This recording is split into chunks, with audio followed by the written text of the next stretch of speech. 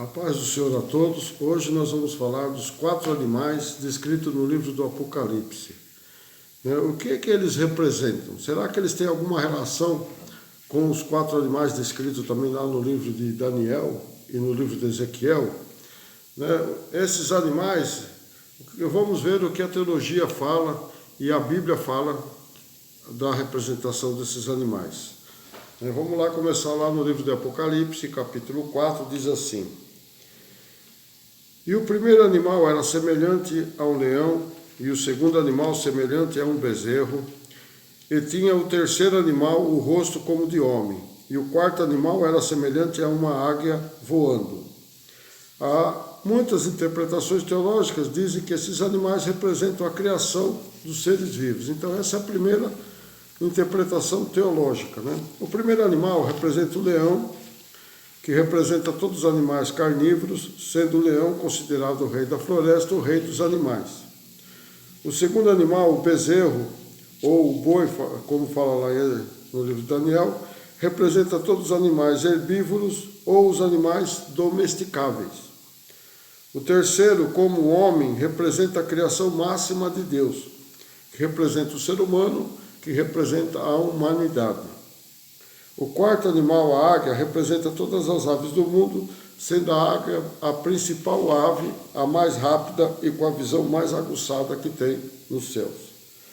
Essa foi a primeira interpretação. A segunda interpretação teológica diz que esses animais são seres ou anjos celestiais, como indica no capítulo 4 de Apocalipse, no versículo 11, onde eles têm 6 asas, também descrito no livro de Ezequiel, que Ezequiel descreve eles como querubins. Então vamos ver lá, Ezequiel 1:5. E no meio dela saía semelhante de 4 animais, e esta era a sua aparência, tinha a semelhança de um homem, e cada um tinha 4 rostos, no versículo 6, como também cada um deles 4 asas.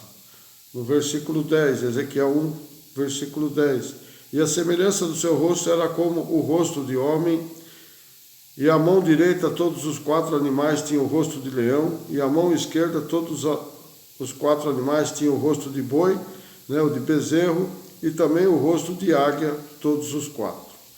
Muitos associam aos animais descritos por João como os animais descritos por Ezequiel, comparando-os a anjos propriamente ditos, por Ezequiel, no capítulo 10, que diz que eles são os querubins. Então muitos acreditam que esses são os anjos. Os 4 animais representam 4 anjos. A terceira interpretação teológica. Alguns teólogos sugerem que esses 4 animais são símbolos e representam, respectivamente, coragem, força, inteligência, velocidade, que podem ser atribuídos a atitudes de um bom cristão. Então vamos comparar aqui. O primeiro, o leão, coragem. O rei das selvas não tem medo de atacar os outros animais, mesmo eles sendo muito maiores do que ele. Representa um cristão corajoso que enfrenta as dificuldades sem vacilar, encarando de frente por mais difícil do que possa imaginar. Então ele tem que ter coragem para enfrentar os problemas diários que acontecem, as coisas que acontecem no mundo. O segundo, bezerro, ou boi, tem, como descrito em Ezequiel, é um animal muito forte usado pelo homem há muito tempo para carregar, para carga e para agricultura, para arar a terra. E representa o cristão firme e forte diante dos problemas que ele tem que enfrentar. Como no primeiro ele deve ter coragem, neste segundo ele tem que ter força para ultrapassar os obstáculos. Terceiro, o homem, a inteligência. Os animais não têm inteligência. Deus deu a eles instinto para sobreviver, para procriar, proteger os seus filhos e proteger a manada. Mas ao homem, Deus capacitou ele através do Espírito que nós temos dentro de nós, porque nós somos trino. Temos corpo, alma e espírito. Os animais só têm corpo e alma, que são os sentimentos de fome, dor, alegria, sede. Então são os sentimentos que nós temos também, igual aos animais, mas os animais não têm um espírito. O ser humano né? Por isso que o ser humano possui sabedoria e inteligência, né? Para fazer aquilo que os animais não podem fazer. Só o homem pode falar, formar conceitos, né?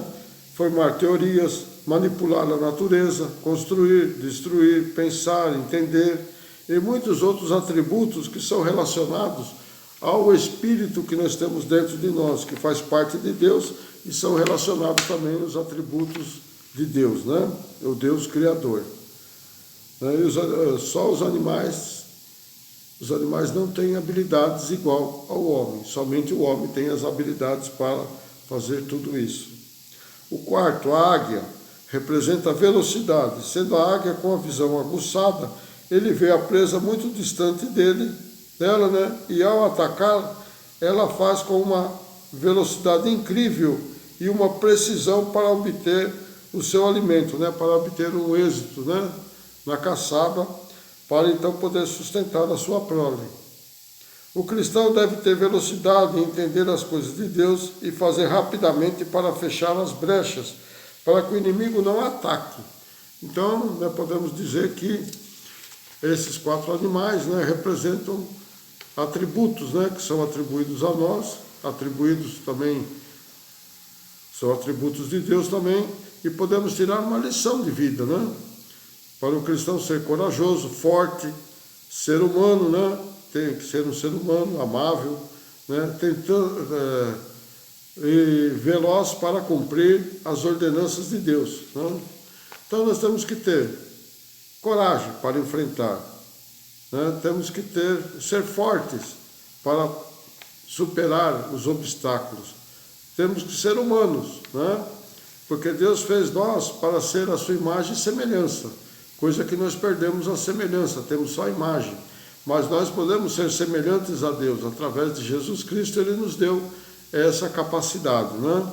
E veloz, né? Ser rápido para fazer as coisas de Deus, não ficar ali esperando o tempo passar, porque o tempo passa e depois não dá mais tempo para se fazer. Quando nós acordamos, né, para Deus, já não tem mais o que fazer, né? Então veja que nós temos que ter esses atributos. Então essa é uma interpretação, né, também teológica. E a outra interpretação, não feita, né, pela teologia, mas escrito na Bíblia, que nos revela, né, primeiramente, quem é o leão.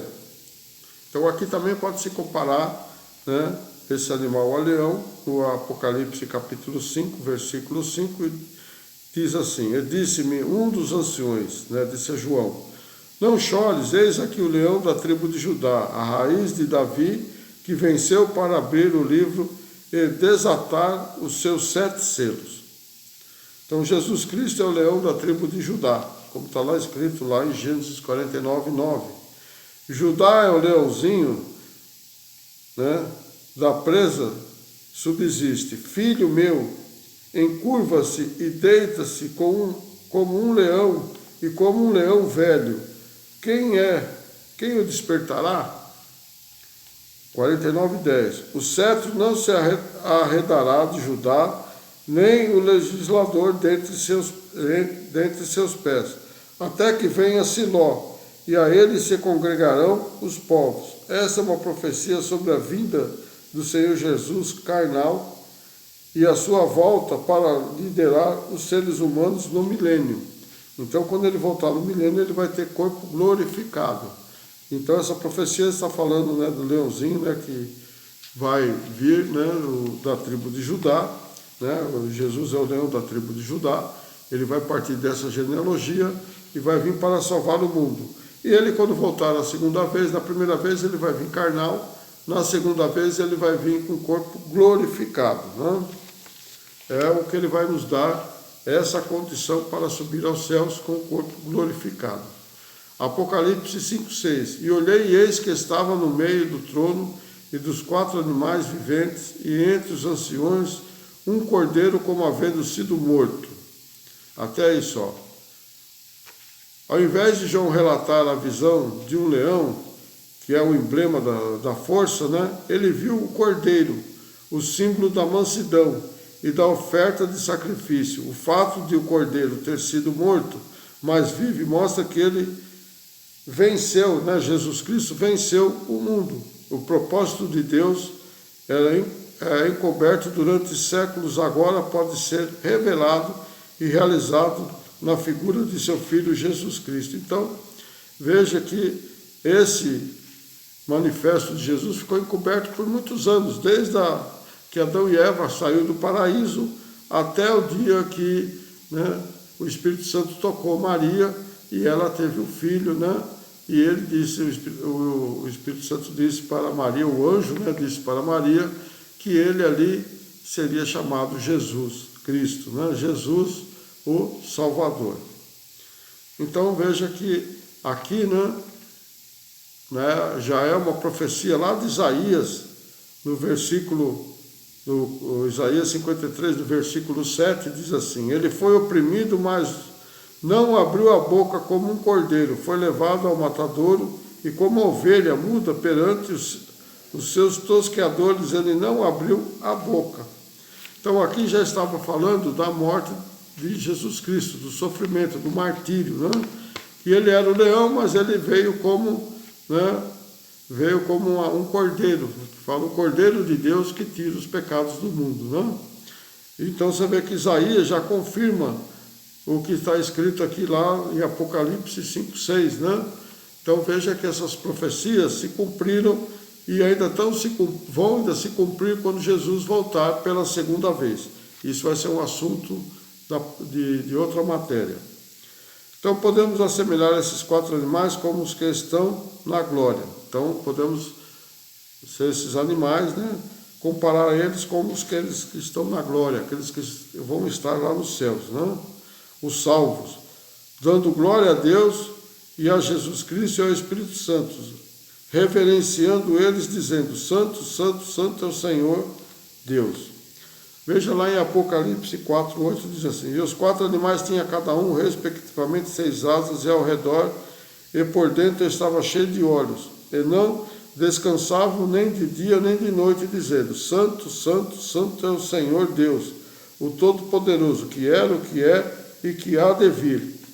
No 4:9, quando os animais davam glória e honra e ações de graças ao que estava sentado sobre o trono, ao que vive para todo o sempre. Então veja aqui que em Apocalipse João está falando o quê? Dos animais, né? 4 animais, tinham 6 asas, mas tinham outra coisa, que eles tinham olhos por dentro e por fora. Então o que representa esses olhos por dentro e por fora? No capítulo 4:8 de Apocalipse, João revela muitos olhos, tanto do lado de fora como do lado de dentro dos animais, que representa a multidão de pessoas que estão salvas na glória, e também representa a multidão de anjos que estão lá no céu, juntamente com os salvos, dando glória a Deus, no dia e de noite, para todos sempre. Quer dizer, nós vamos estar lá, essa representação de muitos olhos, né, por dentro e por fora. Os por fora são aqueles que são o povo de Deus que vai ser arrebatado, e os que estão por dentro representam os anjos que já estão lá nos céus. E eles vão continuar dando glória a Deus, dizendo: Santo, Santo, Santo é o nosso Senhor, o Todo-Poderoso. Então, cada representação do santo, o primeiro representa Deus, o segundo representa Cristo e o terceiro representa o Espírito Santo, que quando nós formos arrebatados, o Espírito Santo também vai subir junto. E os 3 vão estar lá na glória e nós vamos estar reverenciando, né, o Senhor Jesus Cristo, o Deus Todo-Poderoso e o Espírito Santo para todo o sempre. Porque o que ele era desde o princípio, o que é, que veio quando veio carnal, o que há de vir é quando ele voltar para buscar a igreja, e quando ele voltar também para reinar no milênio. Aí começa a encerrar a história, porque depois disso vem o juízo final, e é o final de toda a história que a Bíblia nos relata. Portanto, na descrição dos animais vistos por Daniel e Ezequiel, representa os anjos, né, denominados por Ezequiel por querubins, e tem uma relação forte com os 4 animais, ou os anjos representados, né, por João em Apocalipse, mas com uma diferença. João iguala um desses anjos como Jesus Cristo, e o outro representa as pessoas que serão salvas, que entrarão no reino de Deus na Jerusalém celestial.